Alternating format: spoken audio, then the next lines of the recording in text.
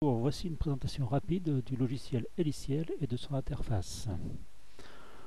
Donc nous allons voir à travers ce petit didacticiel comment est organisé le logiciel.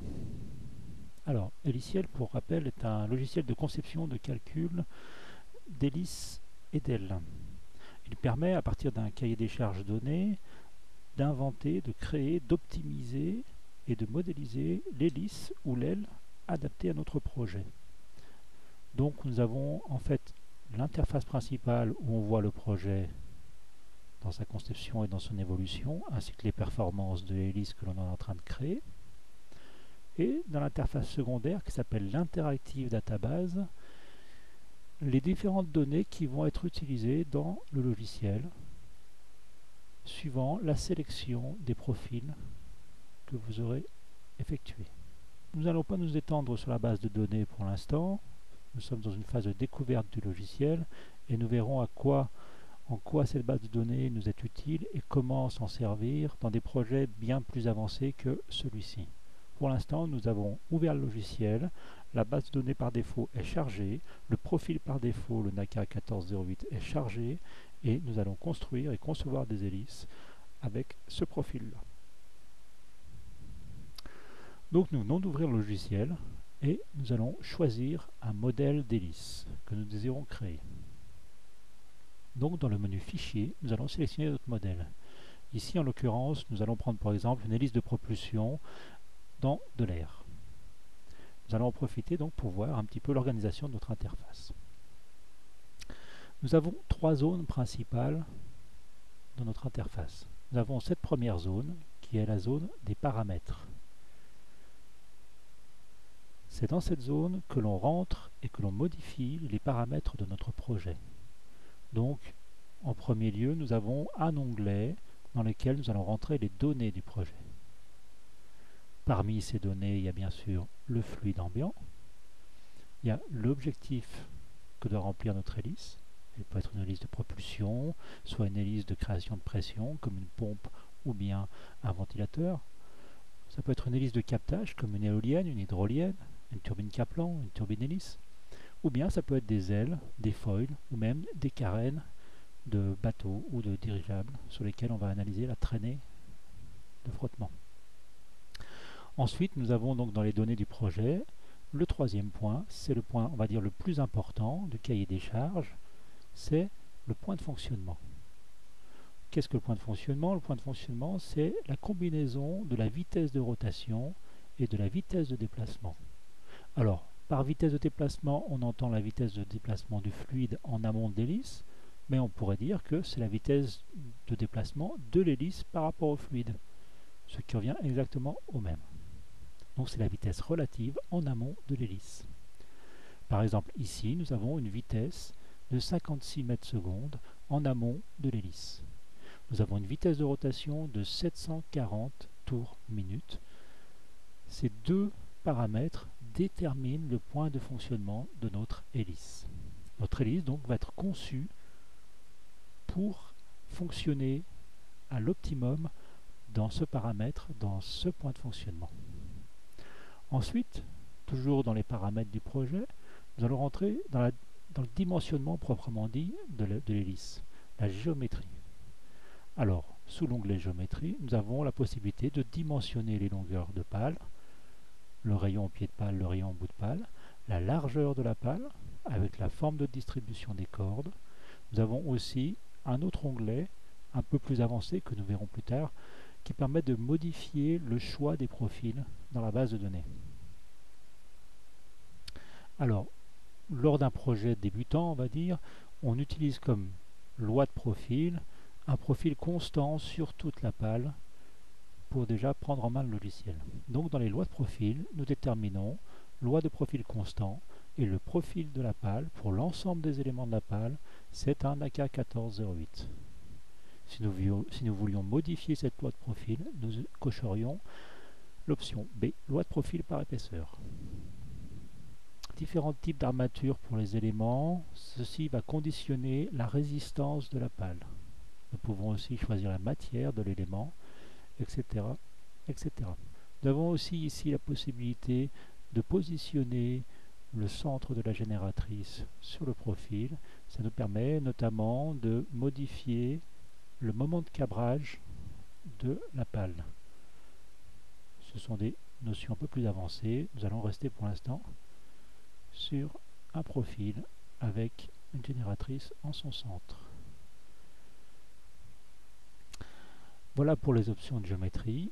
Maintenant, il y a les options d'optimisation.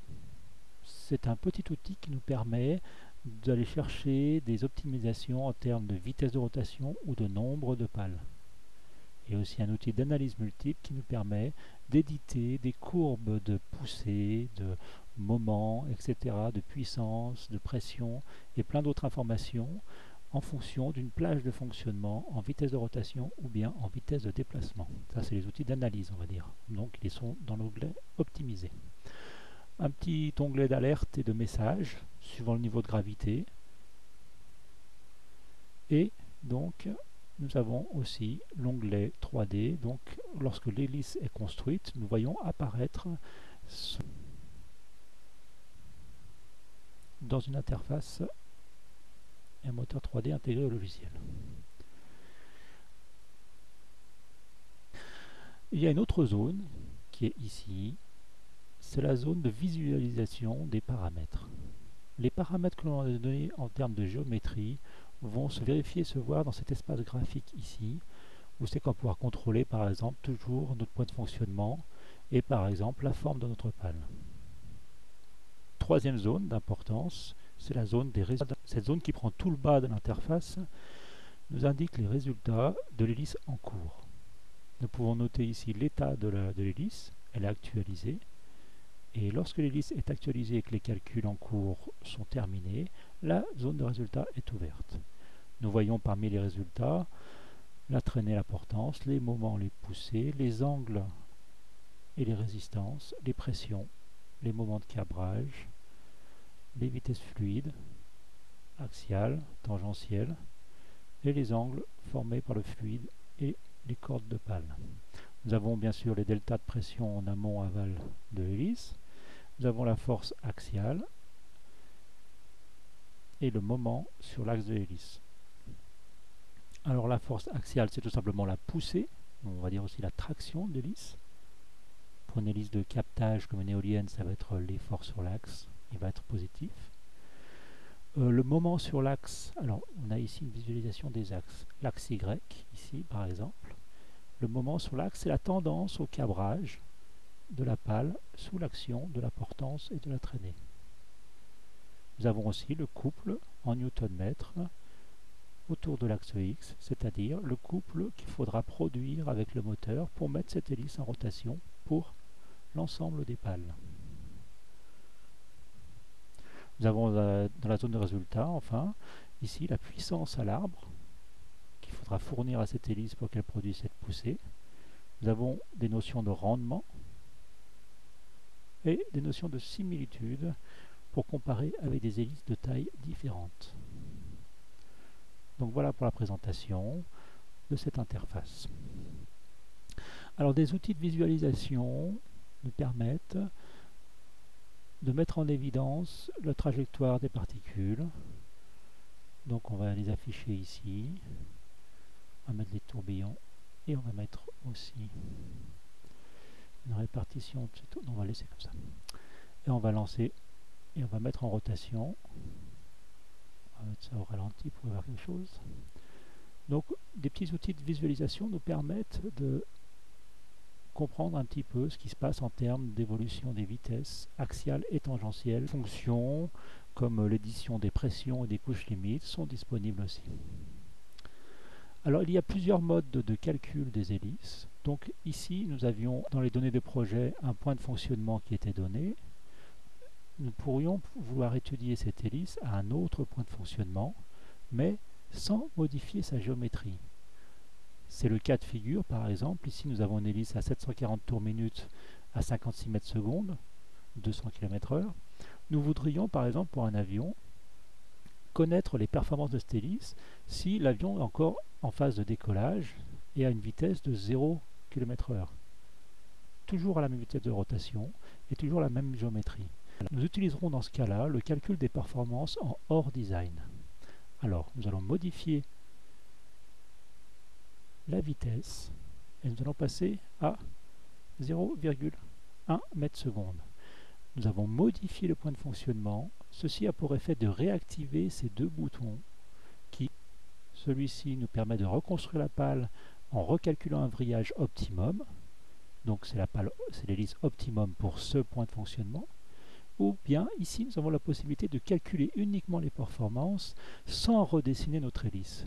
C'est ce que nous voulons faire. Nous voulions simplement recalculer les performances de notre hélice à une vitesse différente.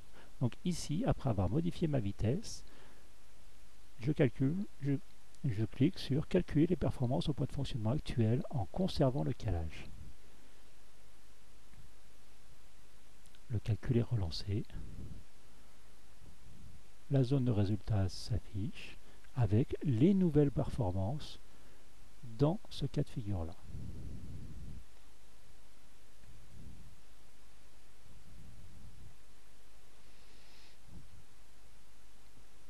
Voilà pour cette présentation rapide du logiciel.